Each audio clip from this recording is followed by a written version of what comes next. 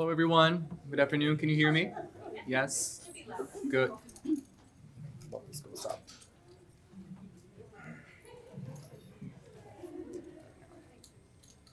All right, welcome. We have a full house. That's great. My name is Felipe Filomeno. I am Associate Director of the Center for Social Science Scholarship. We coordinate the Social Sciences Forum Lecture Series. This distinguished lecture is our second lecture of the semester.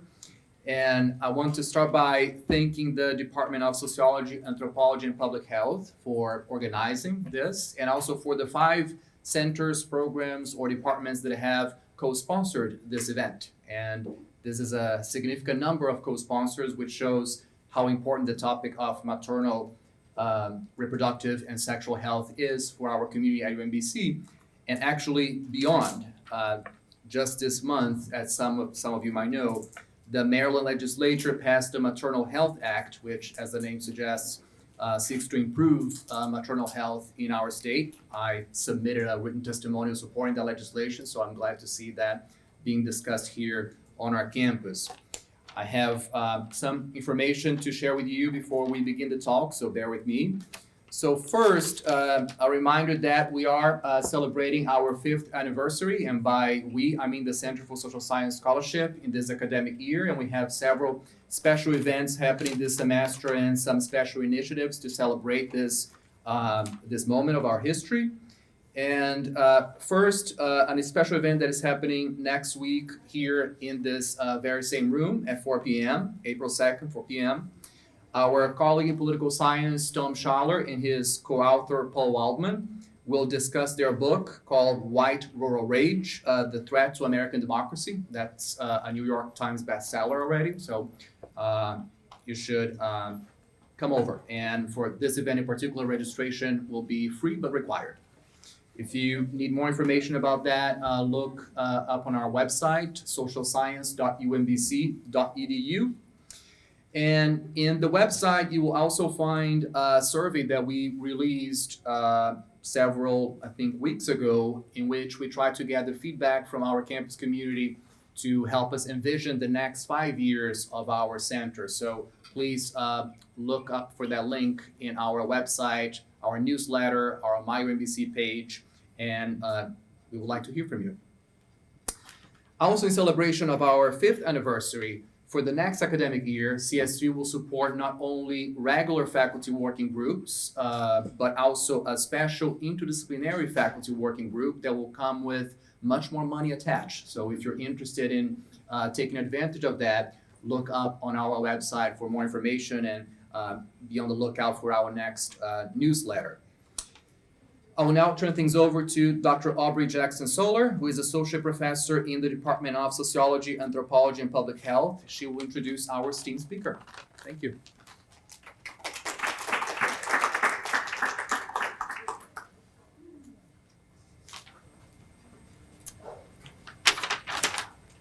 Bit shorter. So good afternoon. My name is Aubrey Jackson Soler. And I'm an associate professor and associate chair in that very long department name. Thank you all for attending the 2024 Eckert Lecture on Health and Inequality. We organize this lecture every spring to connect people with scholarship on these inextricably linked issues. We'd like to thank the UMBC Women's Center, the School of Public Policy, and the Women, Gender, and Sexualities in Global Studies programs, and CS3 for their co-sponsorship of this event. So it's now my pleasure to introduce this year's speaker, Dr. May Sudhinaraset. Dr. Sudhinaraset joins us from UCLA, where she's an associate professor and vice chair in the Department of Community Health Sciences in the Fielding School of Public Health. Prior to joining UCLA, she actually spent some time in Baltimore, where she trained as a social epidemiologist. Her research focuses on understanding the social determinants of migrant, adolescent, and women's health, both globally and in the US. Her work centers around 3 complementary streams of work: social and cultural contexts of vulnerable adolescents and women, global women's health and quality of service delivery, and social policies and immigration in the US.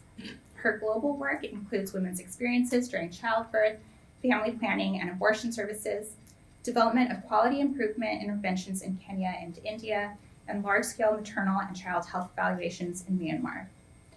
She has collaborated with institutions and researchers in Myanmar, Kenya, India, Thailand, and China. And she has published in several top outlets, which are too numerous to list here. And her work collectively has more than 4,000 citations. Dr. Sudhinaraset, it's an honor to have you here, and we're excited to learn more about your work.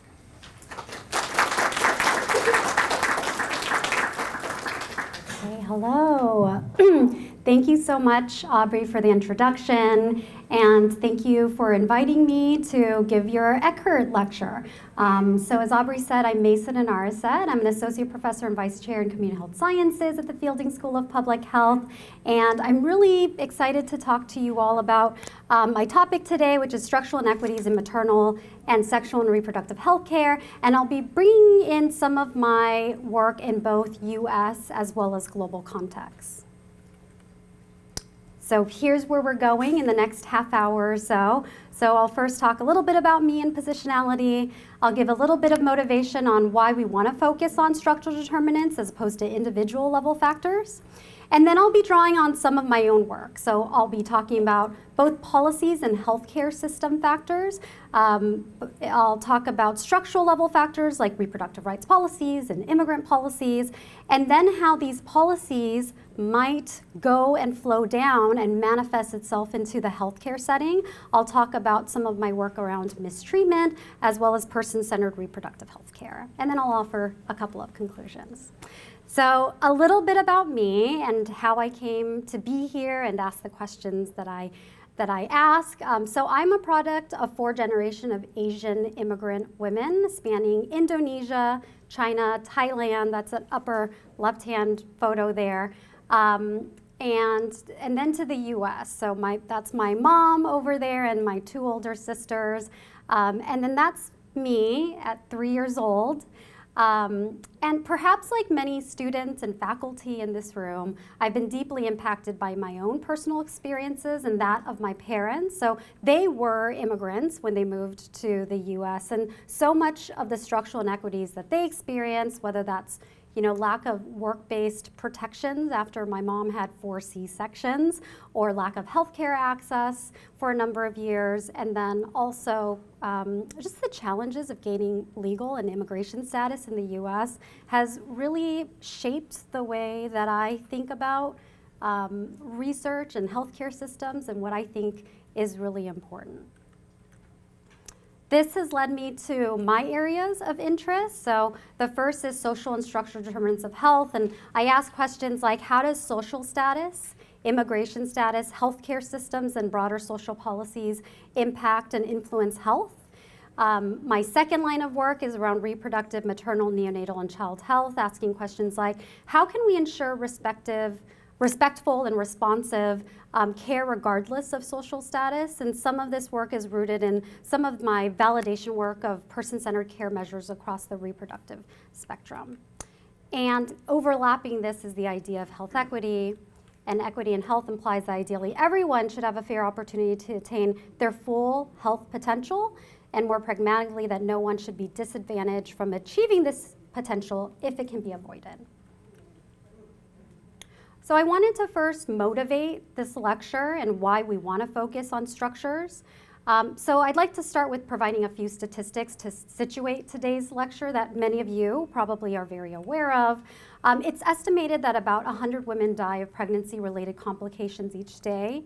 Most of these deaths occur in low and middle income countries, with 99% of maternal deaths occurring in developing contexts and 62% occurring in sub-Saharan Africa alone. And we also know that there are these inequities even within the United States. We have seen how Black women in particular are disproportionately impacted. So this is from NCHS, and in 2021, the maternal mortality rate for African American women was 69.9 deaths per 100 live births. This is about 3 times the rate for non-Hispanic white women in the same year. When we look across other groups, like immigrant groups, for example, There's some mixed results. So in line with the healthy immigrant effect, we see that immigrant women generally have lower maternal mortality rates than their US-born counterparts. So for immigrant women, it's about 38% lower compared to US-born women. When we look at Black and white immigrant women, it's 33% and 49% lower compared to their US-born counterparts.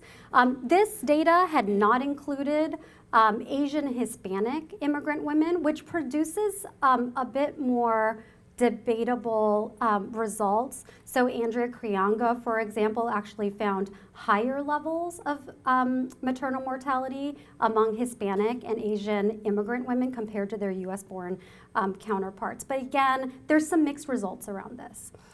What's clear is that US and foreign-born Black, Hispanic, and API women are at increased risk of dying from pregnancy complications compared to US-born white women. So regardless of nativity status, people of color are dying at higher risk compared to US-born white women. And we also know that particularly for immigrants, that the healthy immigrant effect, that health advantage erodes over time.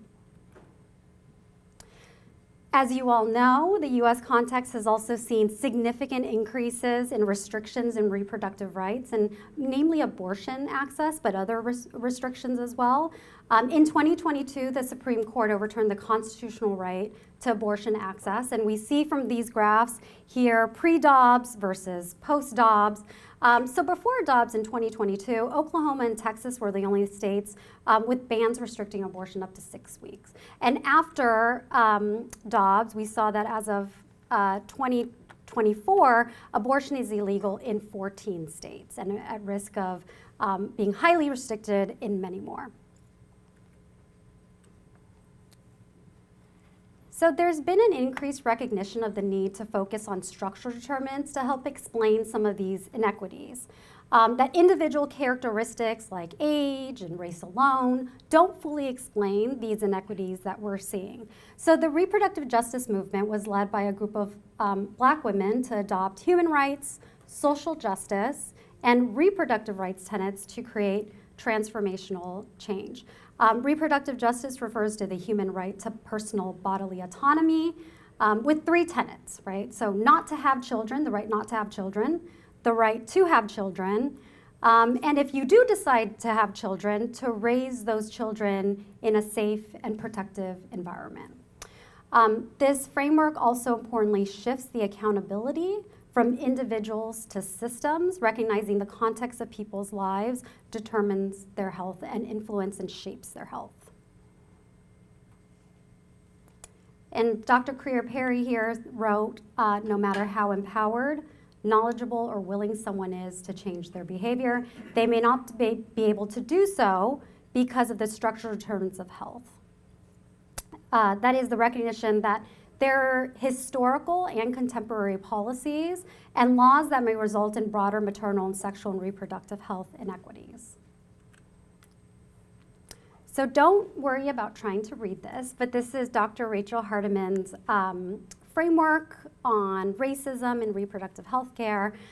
So Dr. Hardiman and colleagues developed this conceptual model to highlight how structural racism impacts maternal mortality and morbidity and results in broader inequities in maternal mortality and morbidity. They specifically highlight both the historical context of racism and white supremacy and contemporary forms of racism, and then links it to the manifestations in the healthcare setting, and the manifestations has to do with communication failures, differential treatment of certain populations, lack of informed consent as examples of how this might manifest itself within the healthcare system. And all of this combined influences or impacts inequities in sexual and reproductive health. So I wanted to adapt that framework for the talk that I'm giving today and kind of walk you through broadly these different steps and really try to understand how these different determinants impact racial inequities in sexual and reproductive health care in particular. So first, there's the historical context. of medical experimentation and reproductive coercion, particularly against Black women and other communities of color. So examples include practices of involuntary and non-consensual sterilization of non-white women, degrading notions of Black motherhood, and then present-day targeting of certain contraceptive technologies to communities of color. This has resulted in infringements to both reproductive autonomy and reproductive rights, and results in high levels of mistrust among certain communities and then healthcare settings. And this mistrust is passed down intergenerationally from parents to children and across generations to impact healthcare access and healthcare outcomes.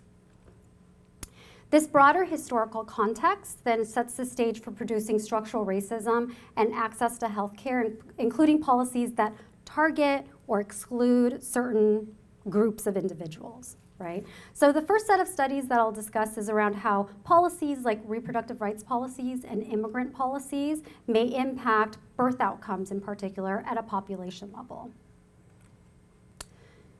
Policies that manifests itself in the healthcare setting. Examples of this includes language discrimination for immigrant populations, for example, mistreatment in healthcare settings, and lack of informed consent, and I'll give a couple of examples of this later. And combined, these factors result in racial inequities and sexual and reproductive health care. So I'll go into my talk now. I'd like to first focus on structural racism's impact on access to reproductive health, and specifically thinking about reproductive rights and immigrant policies. So the first study that I'll be talking about was published in the American Journal of Preventive Medicine, and it focuses on how state-level differences in reproductive rights policies collectively predict the risk of preterm birth and low birth weight, and how these associations then might differ across race, ethnicity, but also immigration status, and kind of the stratification of those two combined.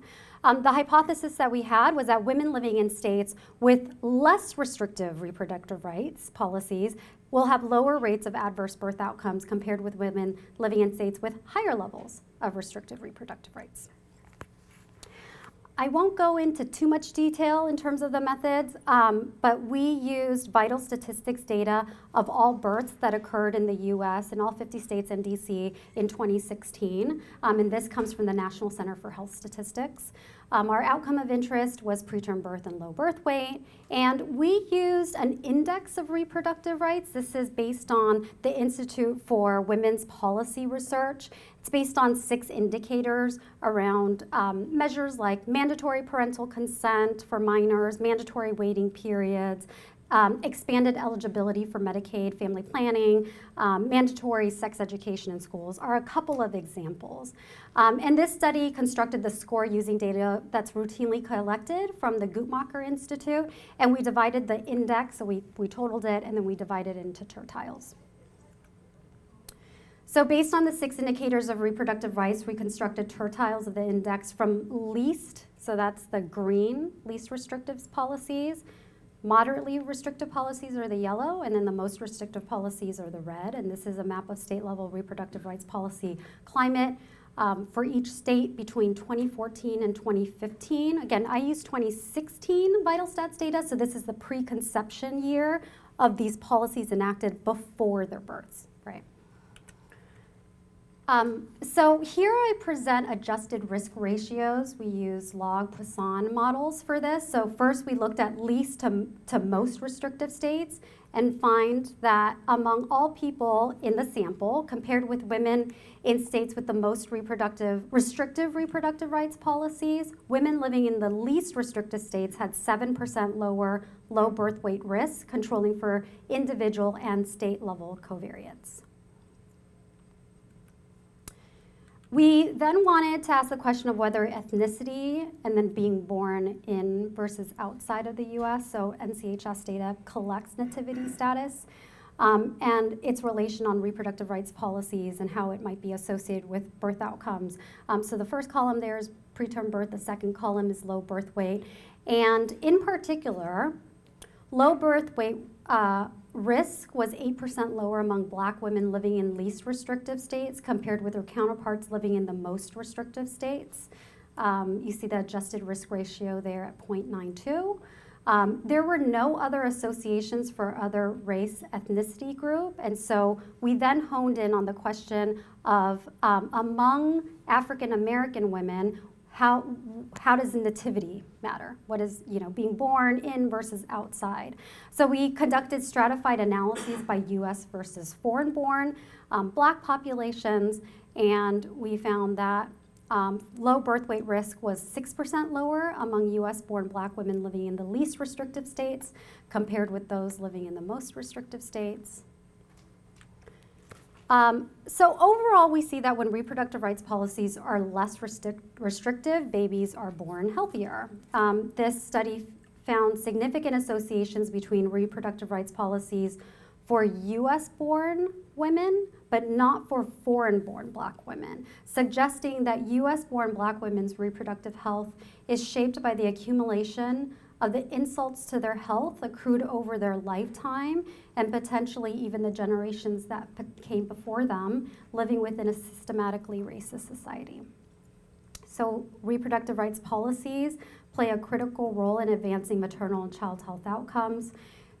Future studies should assess specific evidence-based policies. I think a couple of folks might be working on that here, and particularly highlighting women's lived experiences of those exclusions to those policies. So how can we actually implement some of these broader policy-level exclusions, and how does it impact the daily life of a person living in a very restrictive climate? So moving along our conceptual model here, I wanted to give one other example of structural racism's impact on sexual and reproductive health care, and I will focus on immigrant policies. We've seen that immigrant policies have experienced significant changes in the past few decades, and that it remains hotly debated. There hasn't been federal immigration policies in the past couple of decades, but we see significant state-level policymaking, which is where a lot of the policies around immigrant rights and exclusions are being made right now.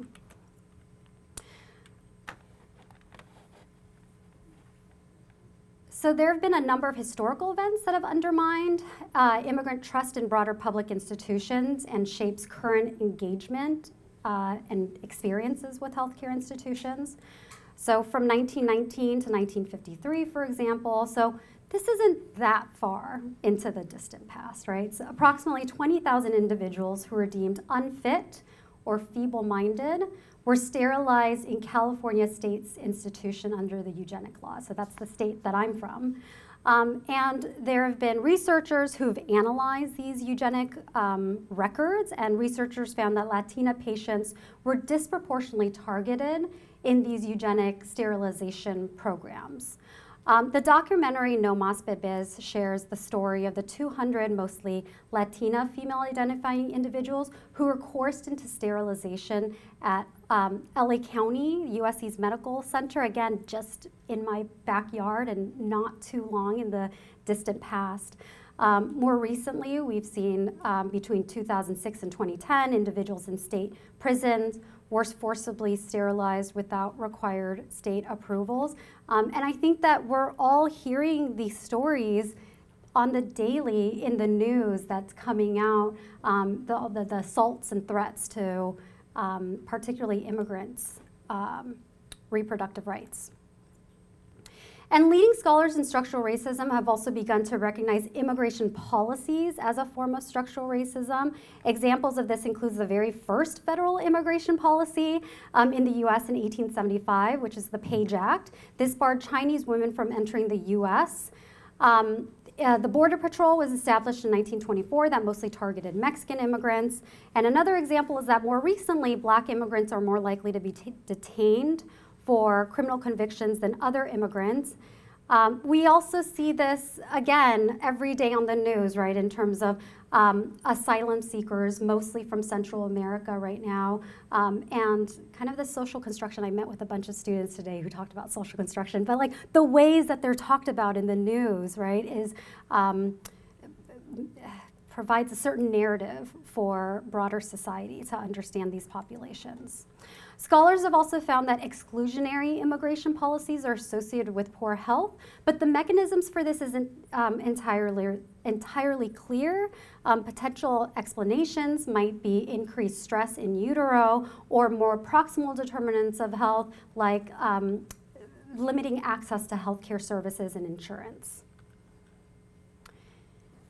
And there's a couple of other great gaps in the research in terms of immigrant policies and population level health. So most research has focused on exclusionary criminalizing policies, but there's also a number of inclusive immigrant policies that are being passed at the state level. So what does the landscape of living in both inclusive as well as exclusive climates, what does that do to someone's health? Most immigrant health literature has historically focused on Latino women, particularly kind of these large-scale studies, and it's less clear how immigrant policies have influenced Asian and Black immigrants in particular.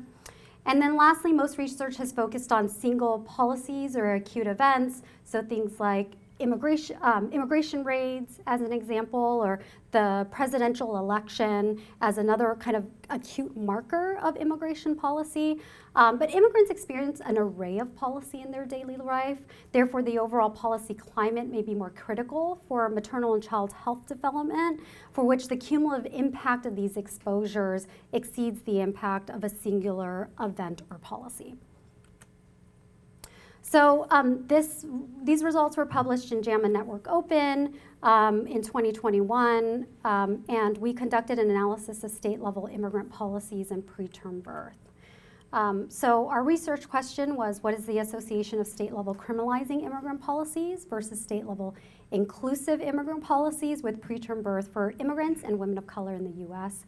And we hypothesized, kind of similar to reproductive rights policies, right, that states with higher criminalizing policies would be associated with higher levels of preterm birth, while higher inclusive policies would be associated with lower levels of preterm birth. And I, again, used vital statistics data. So these are all births recorded by NCHS in 2018.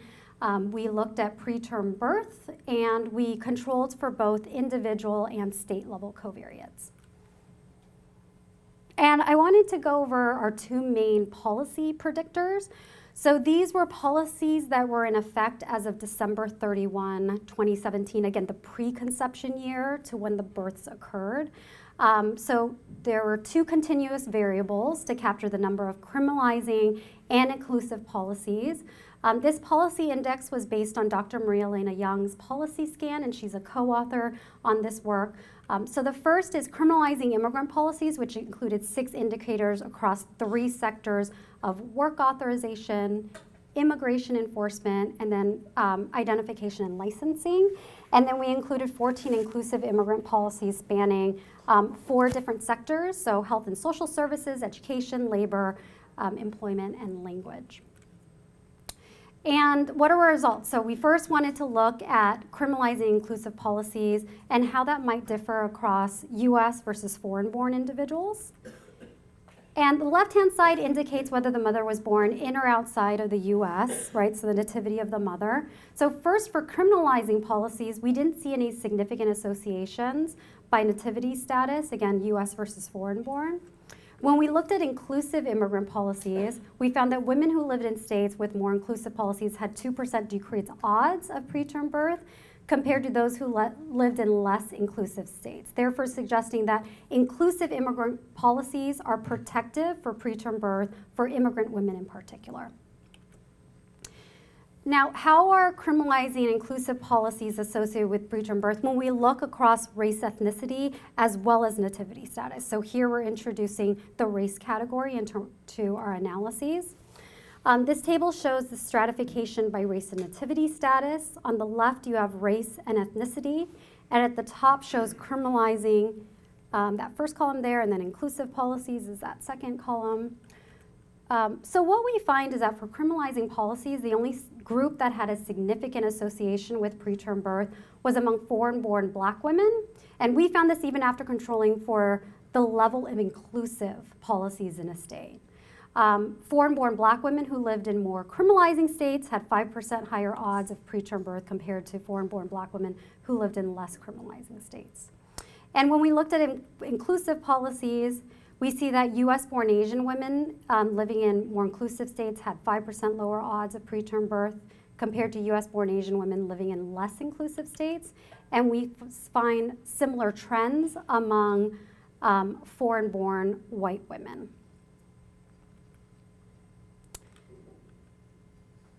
So in conclusion, policies that promote immigrant integration and inclusion results in population level decreases in preterm birth for all immigrants. And the study also found that foreign-born black women who lived in states with more criminalizing policies had higher odds of preterm birth, even after controlling for inclusive policies, which indicates that inclusive policies may not counter the negative associations or the harmful effects of criminalizing policies for black women born outside the US. These findings may reflect a double jeopardy for black women born outside the US who experience racial profiling and exclusion across both the criminal justice system as well as the immigration system. And this finding is consistent with other data sources and data points that find that despite being only 7% of the foreign-born population, black immigrants in particular are disproportionately more likely to experience immigration enforcement.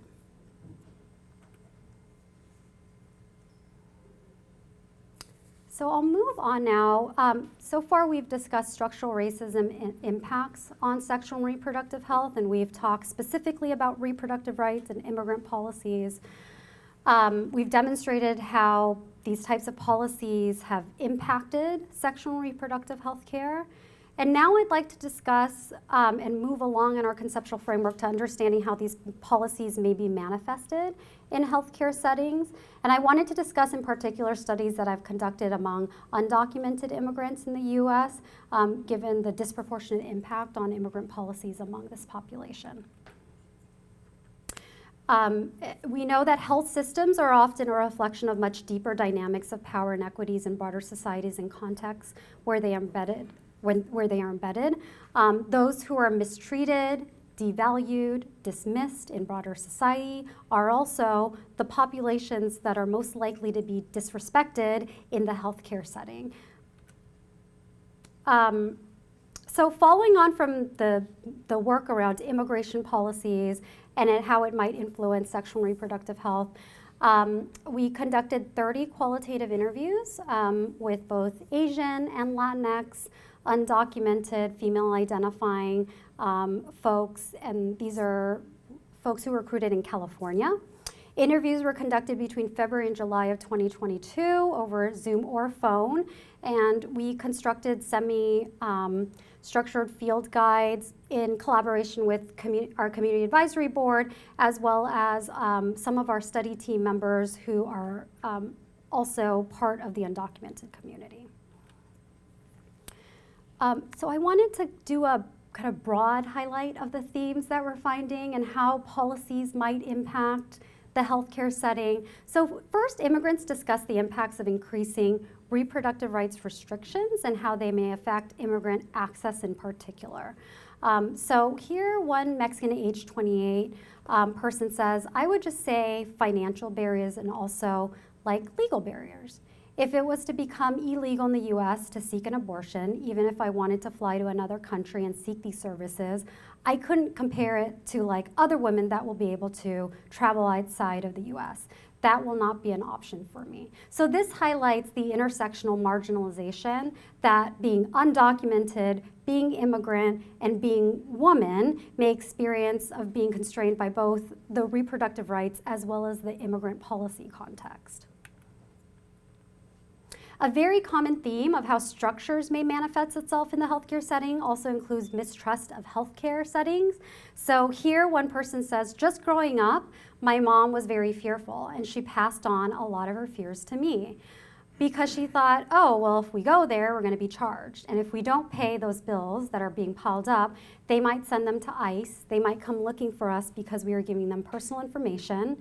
And being fearful of them sharing our personal information of ICE, I don't know. It may be something that's been with me since I was a child when my mom didn't trust the healthcare system. So this quote was actually very common among our participants, demonstrating how mistrust of the healthcare system may serve as a mechanism for how broader policies might impact the healthcare setting, and that it might be generational, right? So even from parents to children, some of this mistrust and learned behaviors might be passed down across generations.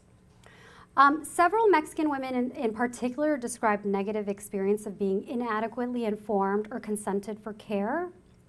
So some women identified failures of informed consent, including being partially informed, incomprehensible language, and inadequate description of available alternative treatments and procedures. So here, one person said, they cut my womb, I couldn't do anything.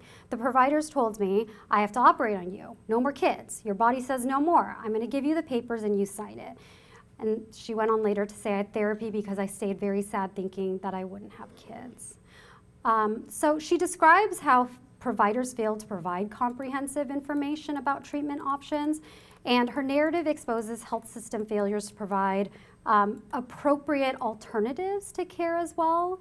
And I purposely say healthcare systems and not providers because the onus of providing full informed consent should be on the healthcare system as opposed to individual providers who themselves might not have individual resources to provide comprehensive language access and care to their patients.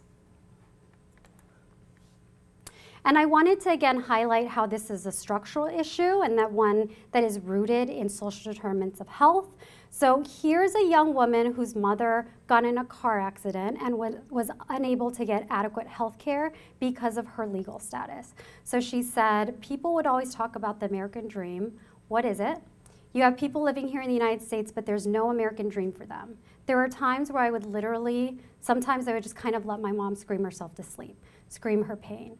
But I would kind of lay awake there crying and wish like, why can't I have that house? Why can't I have that white picket fence? Why can't I have the green grass? Why can't my family have the benefit of getting health care? So you really see here the intersection of healthcare exclusions, housing exclusions, immigrant exclusions, and how this intersection plays out both for her mother, but also for herself. So in summary, for some of this work, we see that both restrictive immigration and reproductive rights policies instill fear, which is heightened due to undocumented status, and that manifests itself within the healthcare institution. We see that fear, mistrust, and lack of health insurance are barriers to accessing quality sexual and reproductive health, and that trust in the healthcare system and institutions is an essential aspect of person-centered care in particular. I'll let you read what person-centered care is.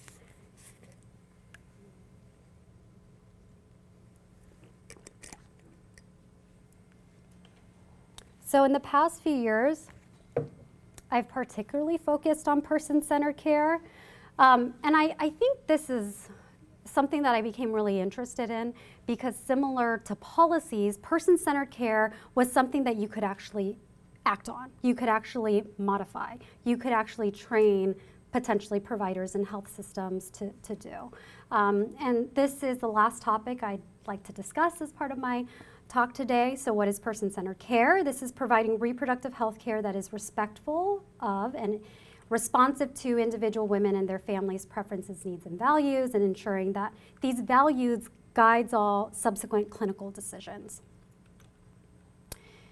And why is person-centered care important? So a meta-analysis of 127 studies, not just focused on sexual and reproductive health, other health outcomes as well, found that person-centered care is associated with better clinical outcomes, so improving health literacy and patient engagement, adherence to different treatments, procedures, better patient safety, and overall kind of health outcomes.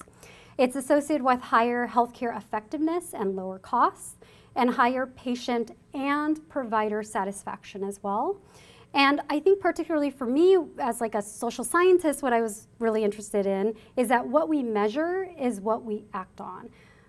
However, when I started this work in 2015, and kind of started to think about the idea of person-centered care and respectful care, there were no validated measures of person-centered care at that time. And to address some of these measurement gaps, colleagues and I have developed a number of tools that hopefully folks will start using. But we developed a person-centered family planning tool, abortion care scale in Kenya, which we then adapted most recently to a US context, prenatal care in the US, and then maternity care in Kenya, India, and the US as well, in Ghana. And that work, the maternity care work, is led by Patience Afolani, a wonderful colleague of mine at UCSF.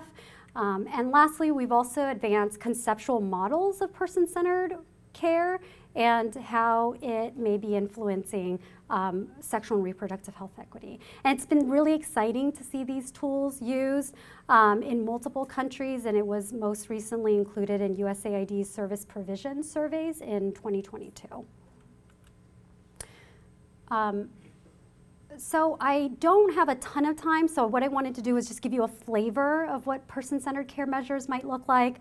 And these are measures that have been pulled kind of across the different sexual and reproductive health care measures that we've developed.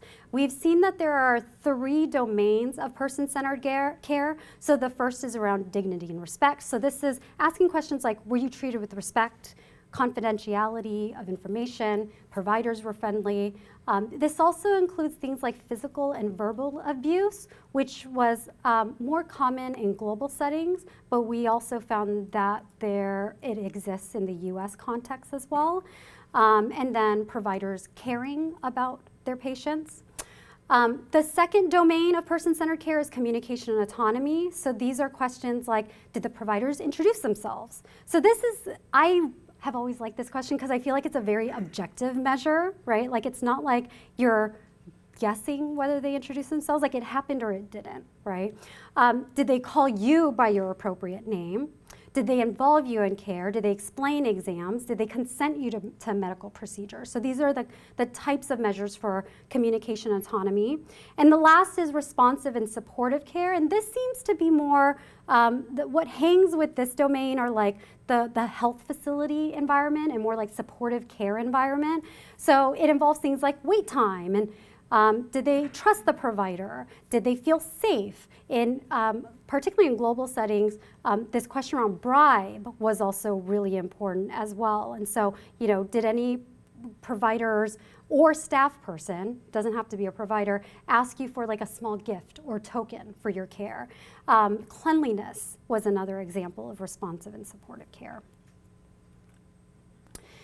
This is work by my colleague, Dr. Patience Afolani, and this slide gives a quick snapshot of how measurement of person-centered care allows us to compare across different settings. So this is person-centered maternity care across, so I'm just going to read it across there, Kenya rural, Kenya urban, Ghana, and then India. So this is person-centered maternity care, and what we see here is that particularly for Ghanaians, are least likely to report person-centered maternity care, but you see that it's pretty low across all settings. You see that kind of healthcare systems are not doing a great job of providing person-centered maternity care. And these are all rescaled from 0 to 100, okay? And when we look across the different domains, you see kind of disparities, right? You're seeing that they're doing maybe okay, right? Like a C or B plus, B minus in dignity and respect. Supportive care drops, and then communication and autonomy really drop. And so what it shows us is that the communication and autonomy, that those questions around like informed consent, and did they involve you in care? Did you feel like you had decision making? We're really not doing a good job of that. This is what it looks like for person-centered abortion care. And this is across US and Kenyan contexts. And we see that in US settings, there's higher person-centered care compared to Kenyan settings. Developing these measures also allow us to compare provider to patients and their perceptions of specific person-centered care. And so we ask the person-centered care for providers, so something like, do you introduce yourself when you are seeing a patient? Do you call them by their name? And they respond to that. And then we also asked women, and this is collected from 3 healthcare facilities in Kenya. One big limitation of this is to just interpret the providers. There were only 33 providers who were surveyed as part of this. It was like 10 providers per healthcare facilities. So our sample's super small, but I wanted to just give you kind of a quick snapshot. What we find is that there's high discordance between patient and providers. Providers, not surprisingly, were more overall likely to say, yeah, we're doing a great job in person-centered care. We're being respectful and we're calling people by their names. Surprisingly, they were also more likely to say that they had verbal abuse as well as physical abuse, and I'll talk a little about that in a second. And we see that the discordance is even starker for communication and autonomy. So across the board here, providers are more likely to report higher levels of communication and autonomy. So you see that providers across the board, like over 90%, are saying they call you by your name, they involve them in care, they consent them to procedures, they explain the exams. Women are able to ask questions. But you see that only a third of women say that, yeah, I agree, they called me by their name. Only about half say, yes, I was consented to procedures. And we see similar reflections in the supportive care, kind of health facility environment. But some of this actually, providers were more likely to report less kind of healthy facility environments, and that makes a lot of sense, right? Like they're more likely to say there's not enough staff and it's really crowded in here. They might maybe have their more like a pulse on these types of measures. We then conducted 41 in-depth interviews with providers in these health facilities to examine how providers perceive person-centered care. And I wanted to just give a couple of thoughts about why we might see these divergence in patient-provider reports. So first, providers attributed poor person care to both individual and structural level factors. So at the individual level, providers blamed women for poor person-centered care. They mentioned that women would overreact from pain, not knowing or being prepared about what's going to come next, not knowing what to expect when they arrived at the health facilities. And they also discussed more structural factors like not having sufficient staff and not having sufficient training in person-centered care. So here, one female provider says, sometimes you're alone on duty and you're one provider. And you have like 10 clients, you have 5 in labor, you're supposed to monitor the labor. So let me ask you, would you finish all this? You're supposed to give information in health, hygiene, nutrition, the baby, drugs. You can't do it individually. Providers also indicated that there seem to be these different norms around what provider behaviors were. So providers indicated that ultimately the provider's responsible for the well-being and safety of both the mom and the child. So therefore, abuse may be justified because that's the end goal. Like that's the objective, right, is to have a healthy baby. So here one maternity provider says, we also become angry. It's your responsibility, meaning themselves, to ensure this mother and this baby comes out of the labor ward safe. And this mother is so annoying sometimes. She falls down on the floor, jumping, all those things are risky. So sometimes you also find yourself overwhelmed even yourself, both psychologically and physically. So you find yourself just slapping. Sometimes you find that it works. Some providers also reported afterwards that women were really grateful that these things happened because they were able to have a safe birth and a healthy baby. And then there's differential understanding or interpretation of person-centered care. So here, one female provider says the woman's consented immediately in admission, meaning that everything that will be done to her, she's already agreed on that. So this is a provider basically saying, right, that patients are consented at admission, and so any emergencies, procedures, exams that are needed, they don't need to then consent them again at each point in care. They've already done that. And we actually found a number of providers who said this.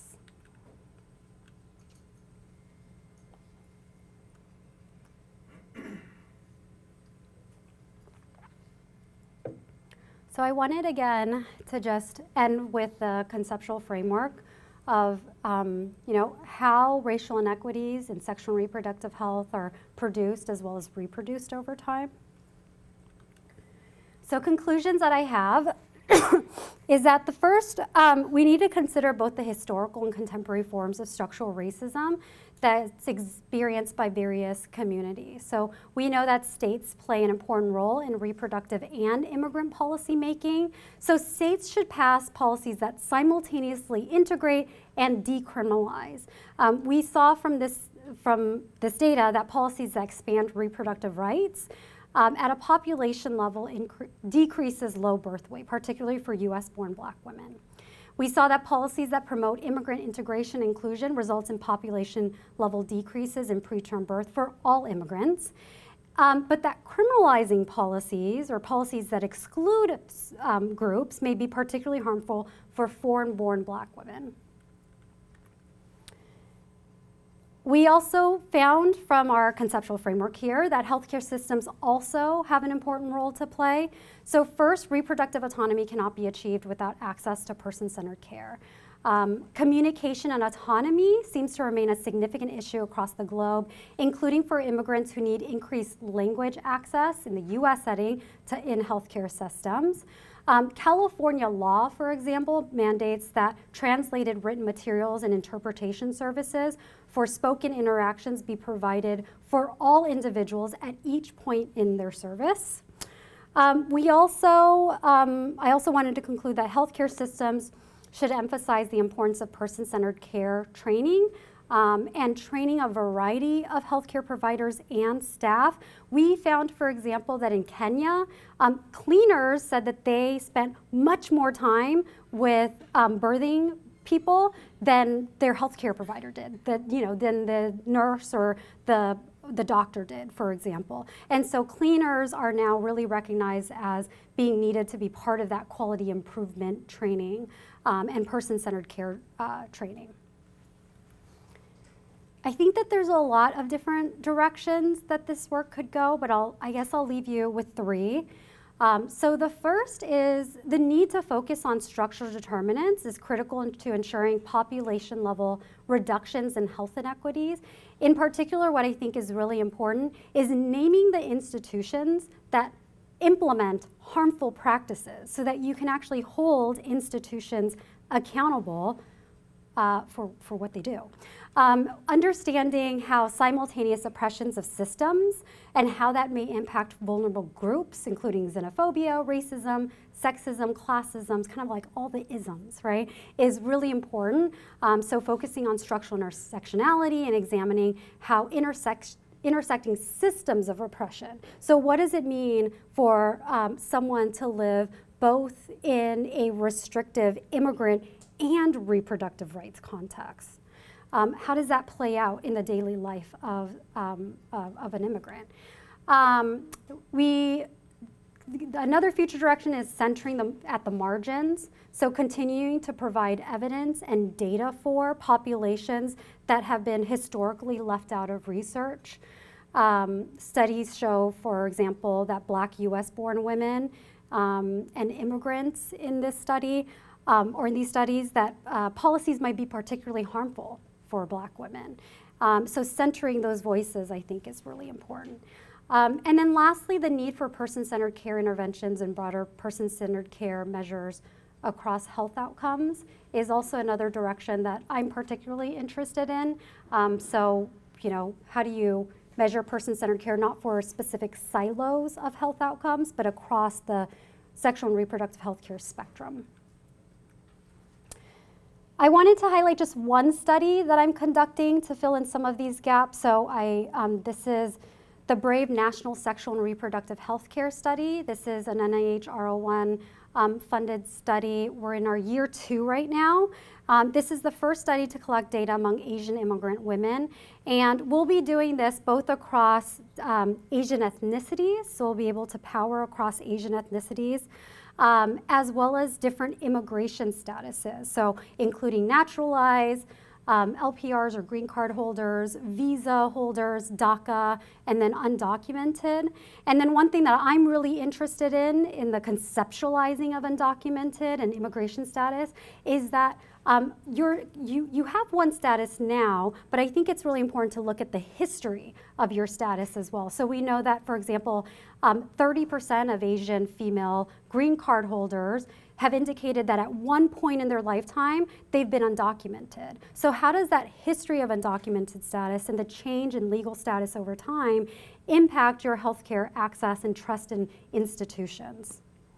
We'll be working closely with our community partners and our CAB members to distill and disseminate this, this study. But that's it. Thank you.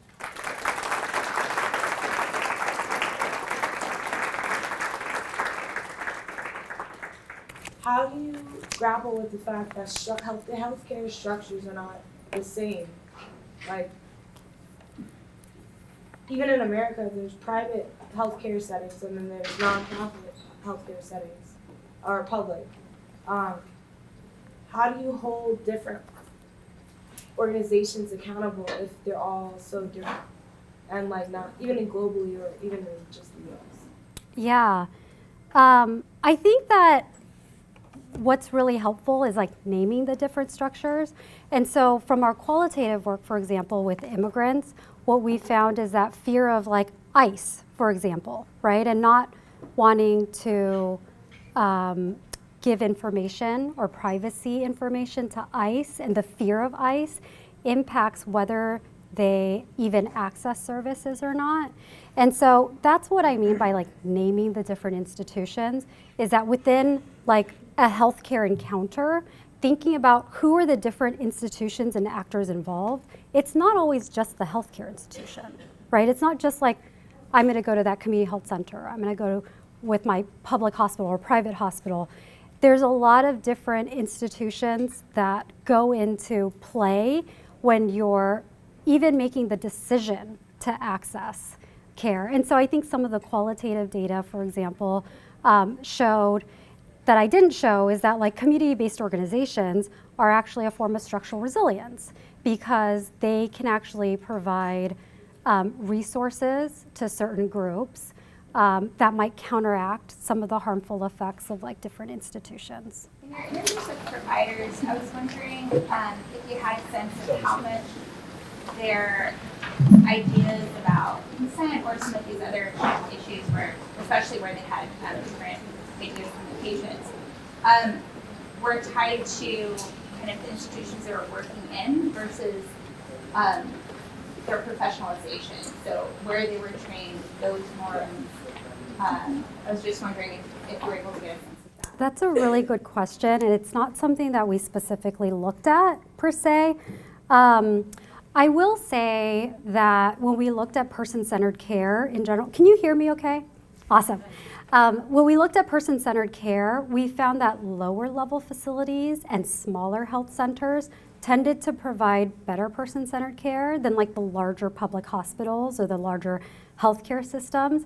And so I think that there's definitely something about having a smaller healthcare setting, and I don't know what that is. I don't know if it's training. I don't know if it's that they just have fewer patients, and so it's like a less overburdened healthcare setting that facilitates better person-centered care. But I do think it's really interesting, would be interesting to think about informed consent in particular and what that means. Because I even think about like the US setting and how informed consent means different things to different providers, right? Like you can have someone sign a paper and give someone permission to like do a procedure. But I think to me, informed consent's so much more than just getting permission. It's explaining something in a comprehensive way, in a language and a manner that someone understands fully. So I think that thinking through you know, how to do that training is particularly important for like the US context anywhere, really. Yeah, thank you. Yes. Yes, how you doing? Question I have, actually a presentation focused on inequality with costs, talking about access to, with funding, especially with healthcare settings. Can you talk a little bit about that, how that would fit into your research about access as far as the cost of access with money, with individuals having less access? Because here in the United States, we spend trillions of dollars on healthcare, but the outcomes are dispersed in many ways. And can you talk about that in your research? Yeah, I think that that's a really great point, and certainly healthcare costs and healthcare insurance kind of related to that, right, is a really important predictor. You see that a lot with like immigration's access to healthcare, right, and the Affordable Care Act purposefully excluding undocumented immigrant folks. You see, though, that there are state-level differences in insurance access for immigrants. So, for example, in California, we just expanded our health insurance to all undocumented now in California. It used to be just like young folks in California. And we see that the more that you expand health insurance and the more care can be covered, that folks are more likely to access care, but also access care earlier, that overall will reduce our kind of total healthcare expenditure in our country. So I think health insurance is so important in terms of thinking about that. Yeah, I'll go there and then here. Yes, I wanted to ask about if you had looked at an interaction effect between restrictive reproductive rights and inadequate funding of Medicaid. I'm thinking of Mississippi. And if there's a relationship between stingy social safety net provision and restrictive reproductive rights. That's a great question, and I have not looked at that. We looked at health expenditures at a state level just as a covariate, but I think that thinking about that interaction might be really interesting, because like like the hypothesis, right? Well, I mean, so coming at it from a reproductive rights perspective in my work, the noting where there's both very restrictive rights like Mississippi and extremely large differentials, racial differentials in birth outcomes. So Mississippi has 4 times the African American women, right, like 4 times the rate of negative birth outcomes. And I haven't investigated, but I know southern states tend to be very stingy with regard to Medicaid. That would be really interesting to think about, and maybe something for our doctoral students to do as their dissertation. Yes? So I really appreciate your attention to inclusive immigrant policies, and I wanted to ask you about the California Medicaid or Medi-Cal expansions. Mm-hmm. Specifically, I know they're pretty recent, so it might be too soon to assess this, but have they resulted in a improvement in reported immigrant health, and is this the right policy direction to take? Because I know there's going to be limited enrollment in these policies due to fears around like the public charge rule. Just because in other states, like in Maryland, for example, we've been trying to do similar things, but we haven't had as much success.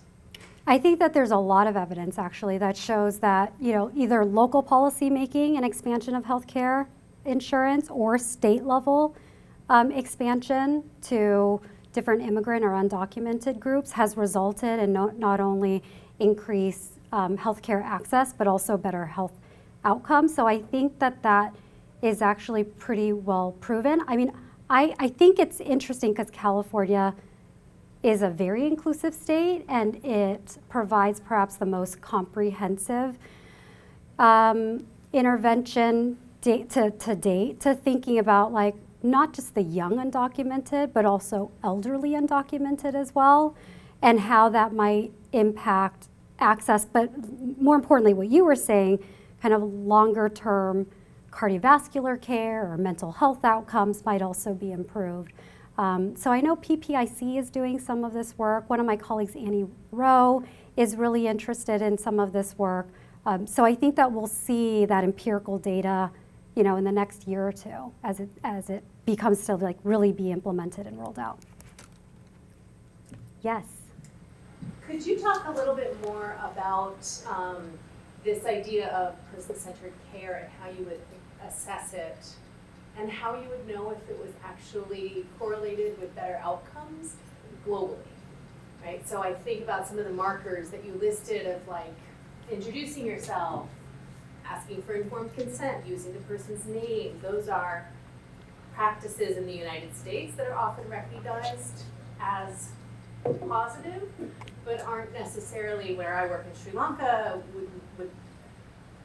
wouldn't necessarily please patients, right? Do you know that, and yet Sri Lanka, for instance, has great birth outcome stats historically. So how do you sort of think about, if we're going to make recommendations around the world, you should do this. Do we know that it's better? And do we know that we're interpreting the same behaviors as meaning the same things to people? Yeah, thanks for that question. So I think one of the really exciting things of these scales is that usually people develop scales in the US context and they adapt it to global settings. So we did the opposite. So we started in global settings and developed these measures. So we specifically developed them first in Kenya and India, and then other researchers have now been able to use them and validate them in other contexts. And then we adapted them to the US setting. And so I think that's something that's been exciting about the work in some ways and innovative, is that we're actually taking something that we know is important in a global context. And so we did kind of your psychometric procedures, right, of like the literature review. We did cognitive interviews with women themselves. And so we asked them, what does person-centered care look like to you? And then when we developed these measures, we then asked, how important are these to you? And we're finding that these are the measures that they actually found were really important to them. But I think that your question around what is important in different contexts may differ, right? And like culturally, a certain behavior may be viewed as person-centered or not. I'll give you an example. So in Kenya, for example, the idea of supportive care, when we started doing the work in India, supportive care was so important. So having a social support person in the facility, in the labor and delivery room with you. So whether that's your mother-in-law, whether that's an ASHA or community health worker, having a support person was incredibly important. When we went to Kenya to do the similar kind of testing on these measures, a lot of Kenyan women actually said that it's not normative to have a support person, and they didn't actually need someone. And so we actually introduced like a not applicable or not necessary option, because for Kenyan folks, it didn't seem to matter as much. Another example of this was in India, and I think that like so much of this is situated in the broader historical context of like population control and contraception in India too, where they actually rely a lot on the providers to give them their recommendation. And so if a provider in an Indian context were to say, well, what do you think is the best contraception? That is not good person-centered care in India in the context of like broader, kind of like the broader historical context. And so I think that some of this, while this was developed in multiple global context settings, the measurement indicators still might differ depending on where you're at. Does that answer your question? Okay. Yes.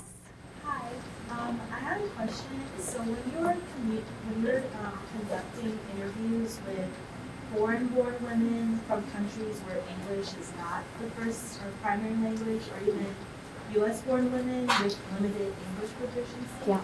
are there interviews conducted in their native language or in English? I'm wondering, like, would you say there's a need for more multilingual talent on research teams in order to have more women heard and more women like documented for it? That's a great question. Absolutely. So for the work that I presented today, it was under a broader research study around DACA, so it's the Deferred Action for Childhood Arrivals. And if you know, this policy is particularly for younger immigrants to defer deportation and a renewable work permit. And a lot of these folks are actually in schools or highly tied to community-based organizations. So we actually offered the survey that we did, as well as interviews in other languages. Sorry, can you hear me? Sorry. So we offered it in other languages, but they didn't actually need them because I think it was the DACA population. However, for the R01 that I'm talking about here, absolutely. So we have a huge chunk of our budgets, I'm talking hundreds of thousands of dollars, just on translation. So we're working with a survey translation company, but we're also working with a very multilingual project team, folks who are from the community themselves, folks who actually avail services from community-based organizations who are now part of our research team to be able to translate some of these questions and measures that we're asking. And what I think is really interesting is that even though we're paying hundreds of thousands of dollars to like survey firms, it's really important to have that extra step of validating those translations that survey firms do with, like translation firms do with community-based folks, especially when you're thinking about terminology like abortion or informed consent or respectful care. Like these aren't tangible behaviors in some ways, and so it means different things to different cultures and different groups, and so the translations can definitely get lost. So I hope that answered your question, but a long process has been built in for this study around translations. Yes. Hi, I'm Smika Prabhu, and I'm a health policy PhD student. Thank you for presenting today. It's phenomenal to hear your work. You've mentioned about a policy in California that is similar to something that recently happened in Maryland. The Access to Care Act was recently passed in Senate to be able to enable undocumented immigrants to purchase private health insurance in the state marketplace. So when you talk about the state policies in the health insurance realm, do you feel that, or I guess the question is, why would you feel, or why would you think doing that level policy is not enough? Like, how is health insurance marketplaces not sufficient enough as a means of improving the structural determinants of health? Or in another way, is it a way to enhance the person-centered care? Great question. Oh my goodness, there's a lot to unpack there. I think that it's absolutely a very important first step, but we know that insurance alone isn't necessarily the solution because of the historical context of infringements on rights of certain populations.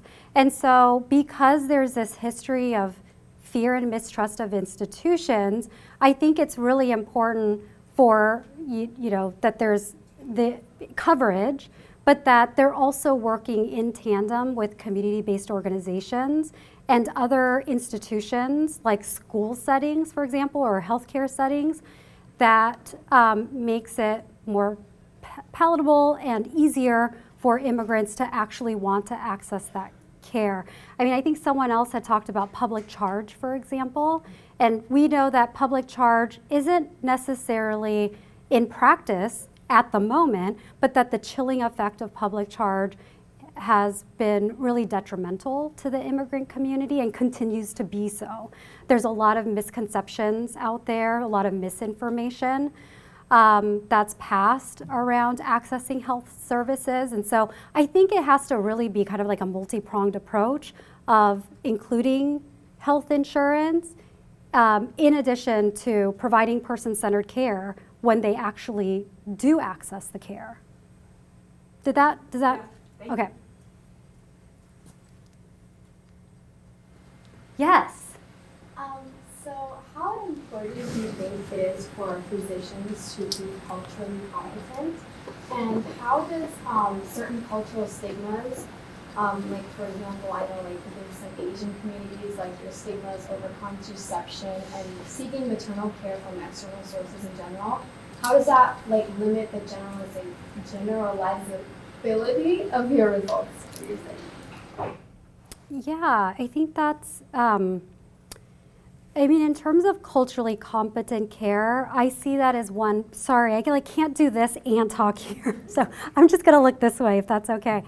I think that culturally competent care is like one piece of person-centered care, right? So you, from some of our qualitative interviews, for example, a lot of undocumented immigrants will talk about how providers don't know about immigration status, don't know about what DACA even is, and so they're constantly having to like explain these really basic things that they're experiencing every day to their providers, and that really serves as a hindrance, you know, to mental health care services, to sexual and reproductive health care services. So I definitely think that it's like absolutely critical, particularly in the US where we have different ethnic groups and different understandings and cultures of you know, abortion attitudes from their home countries or contraceptive use in their home countries and how that might impact their behaviors in the US.